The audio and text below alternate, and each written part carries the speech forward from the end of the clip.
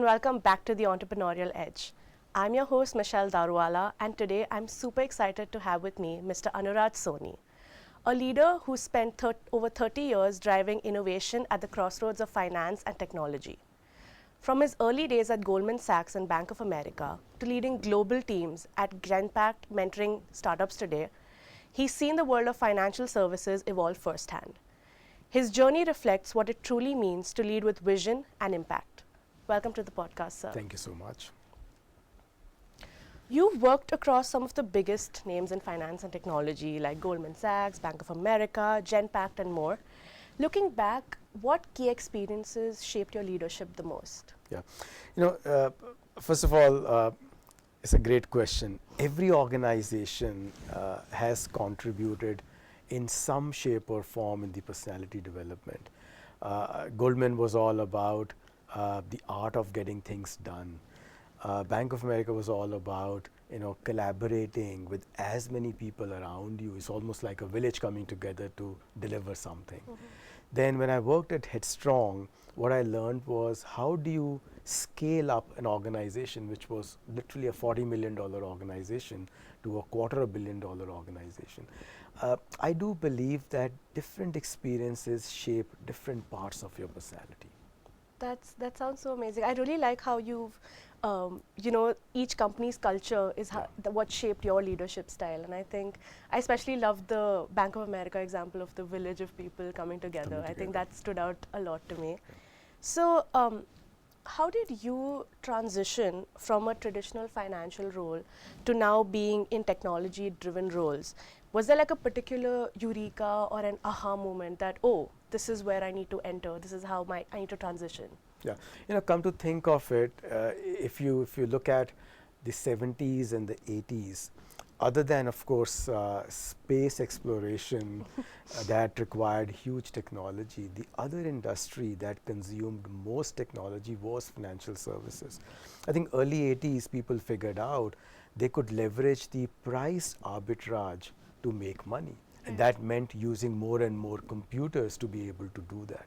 So in some ways, I think I was lucky to be in the right industry where without technology, you cannot progress. So for me, making a transition from financial services, domain knowledge, technology was almost kind of very natural thing to do.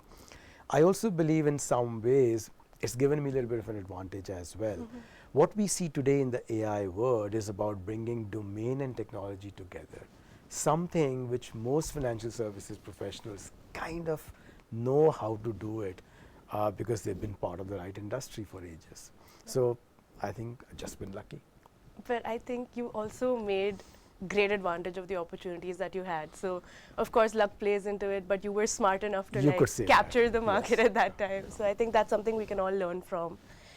So with over 3 decades of global experience, what are the core principles that have remained constant with you throughout your journey? Like everything is evolving so much, but these are like your 3 core principles that you just abide by.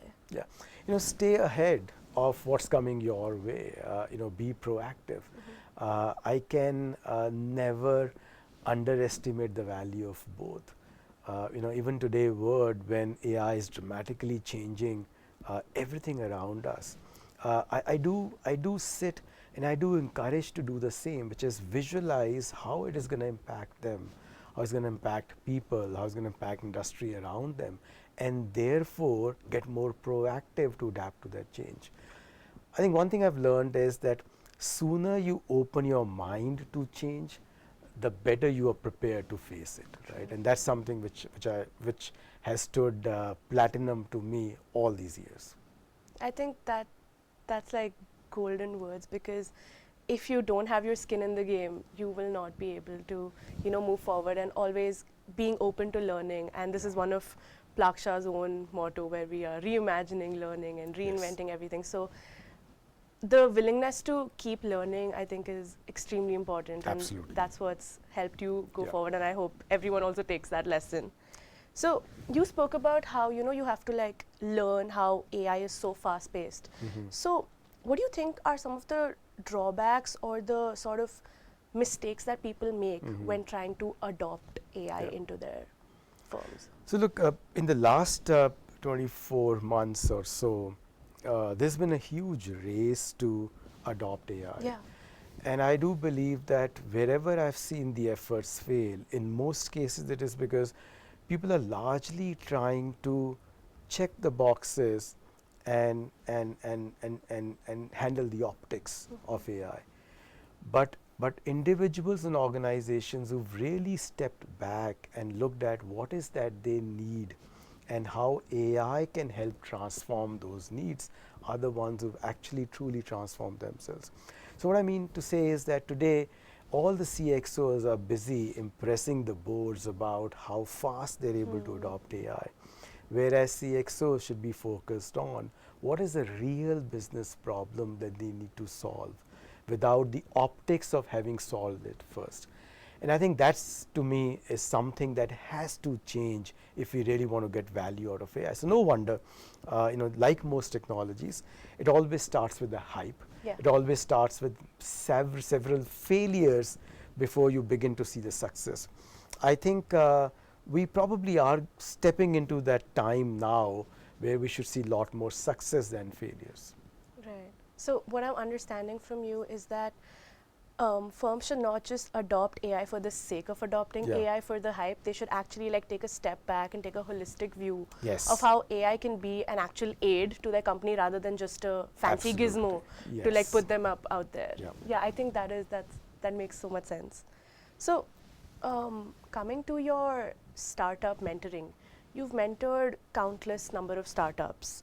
What are some qualities in these individuals or entrepreneurs that you see that truly make them stand out? Yeah, resilience. I think I am sometimes amazed at the level of resilience some of these founders bring to the table. I wish I had half of it myself. And that is one quality which you just cannot match. Okay, of course, some of them are super smart, they know what they're doing, but resilience is one thing that I think most people are not able to match it, and that is what I see in almost every founder I meet. I think, yeah, and in order to like even considering how the startup culture is such a turbulent industry, Yeah. resilience is the thing that will help you like stay in the long Absolutely. run. So Yes. yeah. So you've seen the financial services evolve from the mainframes to machine learning. What do you think are the next steps in the financial industry? How do you think we can ready ourselves? What are some steps that we can take to sort of get ahead of the game? What are the trends that you are seeing which could help us? Yeah.